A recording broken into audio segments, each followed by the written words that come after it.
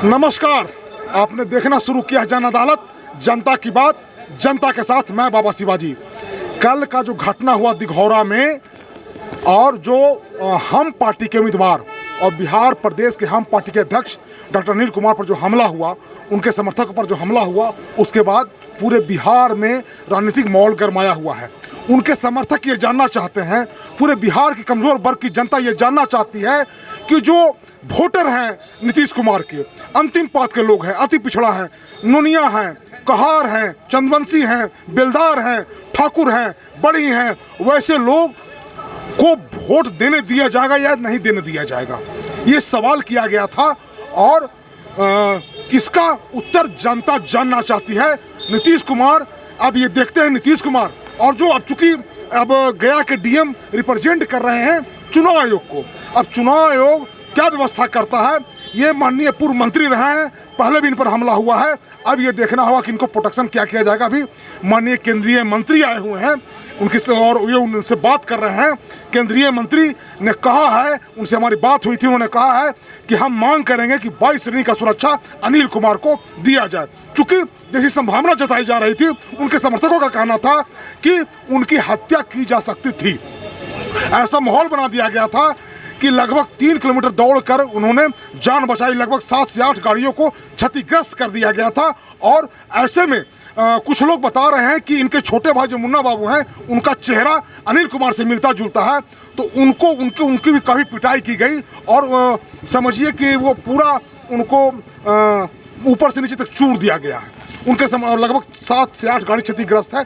ऐसे में अब चुनाव आयोग या नीतीश सरकार या गृह मंत्रालय क्या व्यवस्था करती है। जीतन राम मांझी केंद्रीय मंत्री हैं, सेंट्रल कैबिनेट मंत्री हैं, उनका मांग है कि इनको 22 श्रेणी का सुरक्षा दिया जाए। और चूंकि अब इनका हाथ टूट गया है, ऐसे में अब फिर आज क्षेत्र में जाएंगे, लोगों से मिलने जुलने का कार्यक्रम करेंगे। ये जीतन राम मांझी ने एक जो सबसे बड़ी बात कही, उन्होंने ये कहा है कि चूंकि जब इनके जो अंगरक्षक थे, 4-5 अंगरक्षक थे, उनके पास अत्याधुनिक हथियार थे, उसके बावजूद भी अपना ये मार खाते रह गए। इनके समर्थक खुद मार खाते रह गए, चोटिल हो गए। लेकिन उन्होंने अपने जो अंगरक्षक हैं, जो बॉडीगार्ड हैं, उनको गोली चलाने के लिए मना कर दिया।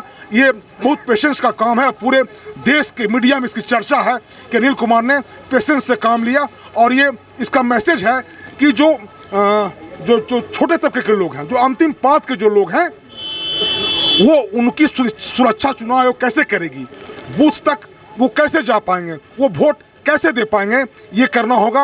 हालांकि अब देखना होगा कि इस घटना के बाद जो संवेदनशील बूथ है और जहां जो अति पिछड़ा की संख्या ज़्यादा है, कमज़ोर वर्गों की संख्या ज़्यादा है, वहां पर चुनाव आयोग क्या तैयारी करती है, किस तरह का सुरक्षा प्रबंध करती है।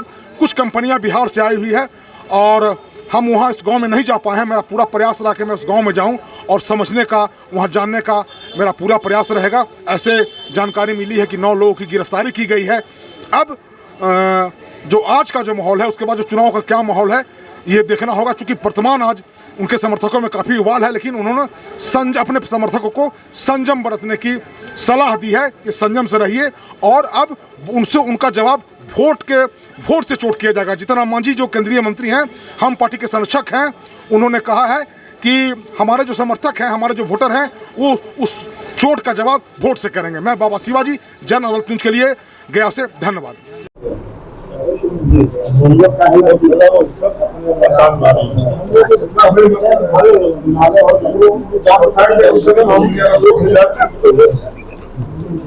गाड़ी है ना, गाड़ी से भागे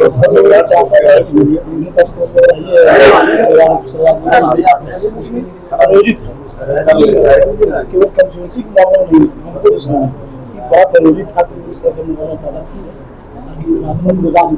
आपको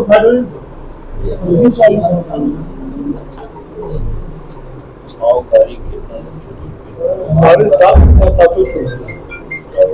पहले गाड़ी पर न उतरे ना, अपना मारा गाड़ी पर संचार से सामने सीट पर आए, उतर भागने लगे, दूसरा सबको मारा, फिर दूसरी गाड़ी छोड़ के तो घर में घुसने लगे, तो भागने लगे हम लोग। हम ऐसे घुस रहे थे कि हम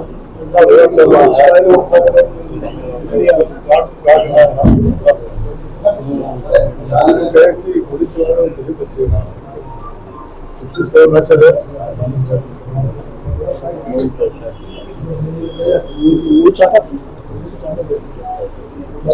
वो संगम सुबह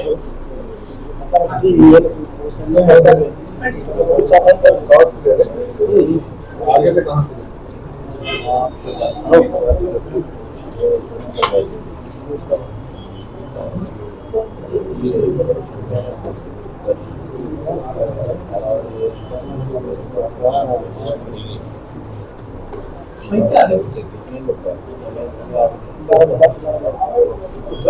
सब पहचान लाया है सब इतना बड़ा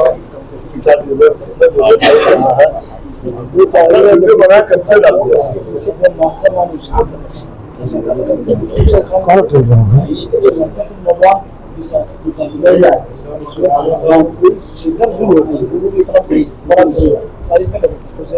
पीछे उसको